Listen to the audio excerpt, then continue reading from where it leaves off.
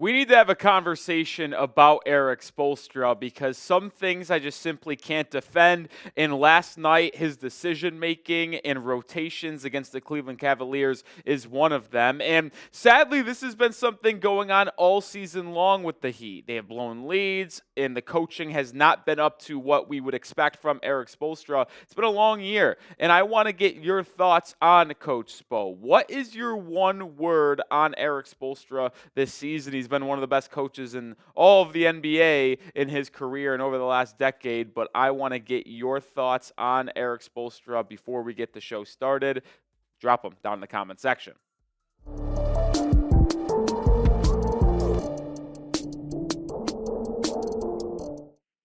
My one word has been disappointing. I am Nic Rohloff. This is the Heat Report by Chat Sports. And yes, it's been a tumultuous season for the Miami Heat with the Jimmy Butler saga. And I applaud Spo for keeping the locker room together because this thing could have really imploded and it would have been an absolute clown show. But with the basketball that is being played on the court, disappointing is the only word that can be used that fits this season because Spoelstra has just not been his best. And I don't know what the reasons are. I know a lot of people in the comment section want Spo fired. I'm not going there just yet. But there has just been too many blown leads in the second half. We've seen the Heat get up 15, 18, 19, 20 points in the third quarter countless times and ultimately lose the game. They've been up 8, 7, 10 points in the fourth quarter and ultimately lose the game. When will it end? When will the Heat finally be able to hold a lead late in these ball games?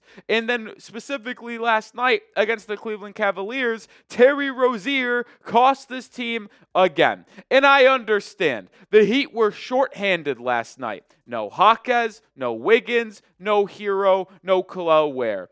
But at what point can you not roll Terry Rozier out on the basketball court? Because he was absolutely atrocious. He was worse than you could possibly imagine. And the sad part is that he actually started the game off solid in the first half against Cleveland. He had 10 points. Shot 3 of 6 from the field. You're like, all right, this is a pretty above average Terry Rozier game. But in the second half, 2 points, 3 turnovers, 0 of 8 from the field and 0 of 5 from 3. And those 3 turnovers, by the way, mind-boggling. 2 of them, he just basically handed it to the Cleveland Cavaliers. He did a drive 360 spin, no-scope pass right to Darius Garland. Then he just dribbles it off his own foot to the other team and then goes to a pump fake and it slips out of his hands. Like the 3 turnovers, listen, he has a gambling investigation from the FBI going on right now. You'll wonder why. Well, you just watched the game last night. And to make matters worse, he played a team high.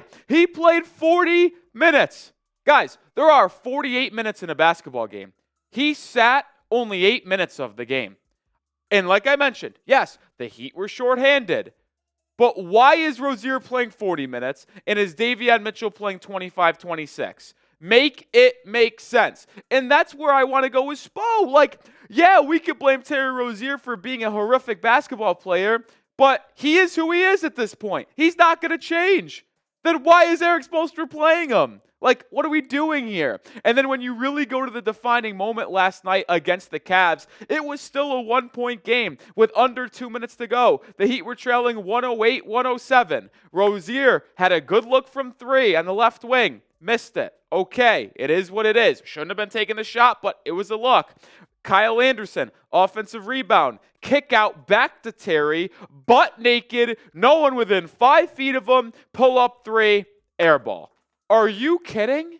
2 straight missed threes, both great looks, and the second one was an air ball. And that wasn't the only air ball 3 he had last night. He had one from the right wing in the second half as well. This guy is unplayable. And the fact that Erik Spoelstra is playing him 40 minutes a night is malpractice. It's hard for me not to say fire Spo, but this is as fireable as offense as you could possibly find for Coach Erik Spoelstra.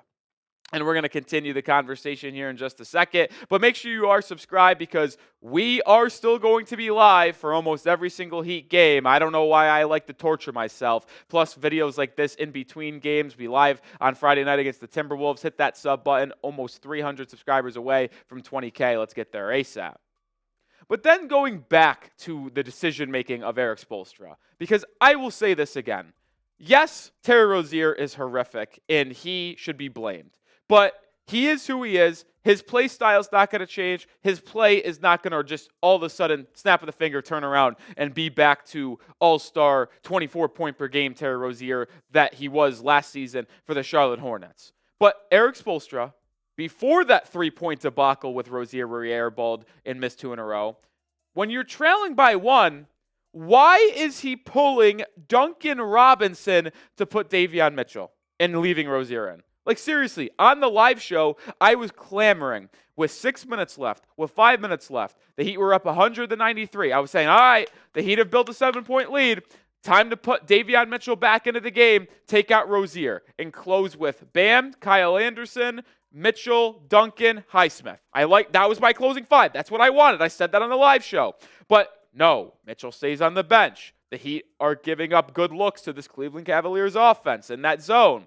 And then all of a sudden, I see Mitchell walk to the scorer's table, 4 minutes left. It's like, all right, Rozier coming out. Well, no stoppage in play until the 2-minute mark. But then Duncan Robinson is the one was pulled. The decision was mind-boggling. Like, I don't get it. Duncan Robinson was your only offensive creator outside of Bam Adebayo. Bam was unbelievable last night. Unreal. Duncan Robinson is the only other player on the roster with Hero, Ware, Wiggins, and Jaquez out, and especially Jovic too, that can be an offensive creator, that can have a gravitational pull to them from opposing defenses. You left Bam on an island late. The defense does not respect Haywood Highsmith. They do not respect Kyle Anderson. They do not respect Davion Mitchell. They do not respect Terry Rozier. But they respect Duncan Robinson, so I don't get why you would pull Duncan. It makes no sense. And for the people in the chat that will say, why are you getting worked up about this? You know the Heat stink. And yes, they do stink. And why are you getting worked up when there's 4 or 5 key rotation players, 3 starters, and Hero, Wiggins, and Ware out against the top team in the NBA record-wise? I don't care. You were up 7 points with 6 minutes left. Good teams, competent teams, good head coaches don't find a way to lose that game, especially with the track record that Erik Spoelstra and this Heat roster has had all season long.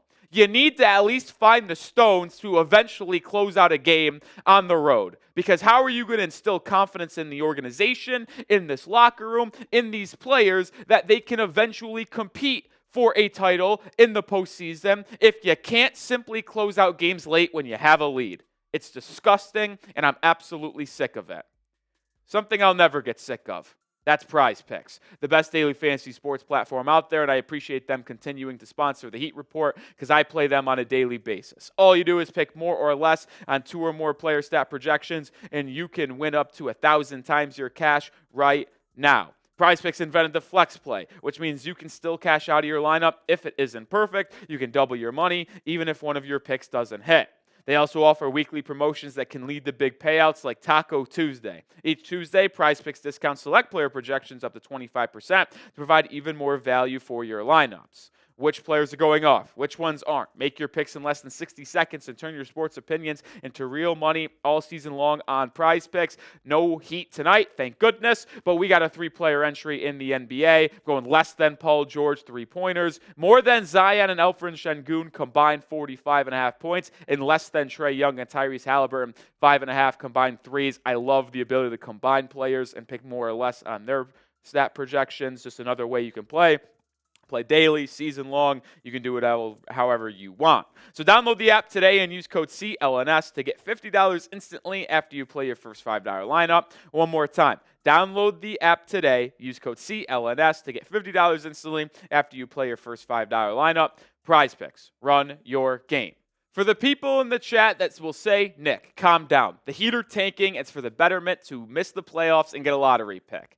I could agree with you, but they are not tanking. Pat Riley does not believe in it. Erik Spoelstra does not believe in it. And as much as we may joke online about how they are purposely trying to lose by playing Terry Rozier, I can guarantee you this. They are not tanking, and it's actually impossible to tank regardless. As of filming, whenever you're watching this, March 6th, 2025. This is where the things stand in the bottom of the Eastern Conference at the bubble. The Heat, 3 games under 500, somehow are the best team in the bubble standings with the 7th overall seed. But then look at the teams behind them. Orlando, Atlanta, Chicago, Brooklyn, all horrific basketball teams that the Heat have no chance of getting caught by. Yeah, maybe they get caught by Orlando and Atlanta if they really struggle down the stretch and ultimately become the 9th seed. But the Bulls are 5.5 games back of Miami. The Bulls aren't going to catch the Heat with 20 games to go.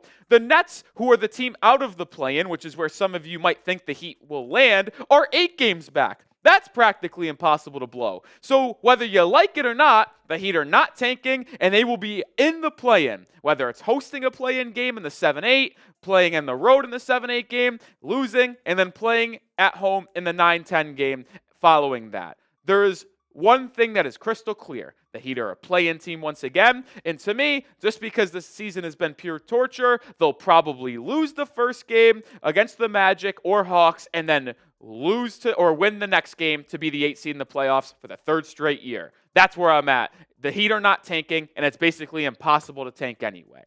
But what say you? Do you think the Heat are tanking? I think there's no shot they're tanking, but I know some of you think differently. Get your opinion heard down in the comments section. Type Y if you think they are tanking. Type N if you think they are not. I will say this about Erik Spoelstra. He needs the offseason. And we'll kind of close out the conversation with this. There has not been, I think, a more demanding season on a head coach than this season for Spo. Whether it's mental, whether it's physical, whether it's family life. We know the situation that happened before the year, but I don't want to talk about that. I don't think that is ultimately anything affecting this as well, and I don't think he would ever admit that as well. But when you consistently have these blown leads time after time after time, we just need a clean reset. We do. We need the players to go home. We need the coaching staff to go home. They need to be away from each other for a couple months, and then they can kind of come back, fresh ideas, and go forward next season. Because I cannot take these anymore. You've seen the amount of blown leads. Oh, they're just hard to fathom, man. And the ones on the left are fourth quarter. You see the one in overtime in that crazy game against the Pistons, the timeout debacle. But then over the last week and a half since the All-Star break, up 19 in the third quarter against the Knicks, up 11 against the Bucks late in the third quarter, and then up 7 against the Cleveland Cavaliers with 6 minutes to go last night. It's just as terrible. And I know people are going to go out there and say that the Heat need to fire Erik Spoelstra. I'm not there. This is the worst season of his career, in my opinion, without debate. Without debate. I don't think you could even question that. And I tweeted this out last night after the game. I don't know what's up with him, but he's just not been the same coach that preaches physicality, that preaches mental toughness, and out-coaches teams. He got out-coached by Kenny Atkinson last night. Got out-coached by Tom Thibodeau on Sunday. Got out-coached by Doc Rivers a couple weeks ago. Not pushing that red button, but I'll say this. If he has the same type of season next year as he is having this season, with mind-boggling rotation decisions, consistently blowing leads late in games and in the second half, well, then there will be an honest conversation had next season. But I am not there yet. But we never know. I could get there.